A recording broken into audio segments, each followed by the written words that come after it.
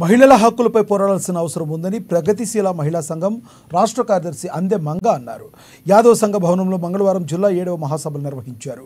ముందుగా జిల్లా కన్వీనర్ దుర్గం కళావతి సంఘం జెండాను ఆవిష్కరించారు. అనంతరం ఏర్పాటు చేసిన సమావేశంలో రాష్ట్ర కార్యదర్శి అందె మంగ ప్రసంగించారు. దేశంలో మహిళలపై దాడులు పెరుగుతున్నాయని, దీనికి మద్యపానం, మాదక ద్రవ్యాలు విచ్చలవిడిగా విక్రయాలేనని తెలిపారు. దీన్ని నిరోధించడానికి సంఘం తరపున గత 50 ఏళ్లుగా ఉద్యమిస్తున్నామని తెలిపారు. ఈ నెల 31 నుంచి 3 రోజుల పాటు హైదరాబాద్లో నిర్వహించే రాష్ట్ర మహాసభలను జయప్రదం చేయడంలో భాగంగా జిల్లా మహాసభలను నిర్వహిస్తున్నట్లు వివరించారు. ఇవాళ ప్రగతిశీల మహిళా సంఘం పిలువడబ్ల్యూ 7వ రాష్ట్ర మహాసభలు ఆగస్టు 31వ తారీఖు ఇందిరా పార్క్లో 2000 మందితోని బహిరంగ సభ, సెప్టెంబర్ 1, 2లో సుందరయ్య విజ్ఞాన కేంద్రంలో మా ప్రతినిధులు 300 మందితోని మహాసభలు జరుపుకుంటున్నటువంటి సందర్భంలో ఆయా జిల్లాలో తెలంగాణలో ఉన్నటువంటి మా ఉద్యమం ఉన్నటువంటి ప్రతి జిల్లాలో మేము మా సభల్ని ముగించుకుంటున్నాం.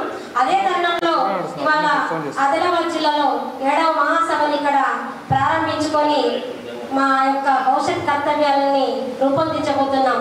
ఇవాళ దేశంలో జరుగుతున్నటువంటి ఆడవాళ్ళ మీద అఘాయిత్యాలు, అత్యాచారాలు, అనుమానంలో జరుగుతున్నటువంటి అన్యాయాలపైన ప్రగతిశీల మహిళా సంఘం గత 50 సంవత్సరాలుగా ఎన్నో పోరాటాలు చేసినటువంటి చరిత్ర కలిగినటువంటి ఒక చారిత్రాత్మకమైనటువంటి ఒక విప్లవ సంస్థగా ఈ యొక్క తెలంగాణ 2 తెలుగు రాష్ట్రాలలో పేరుగాంచినటువంటి సంఘంగా ఉంది.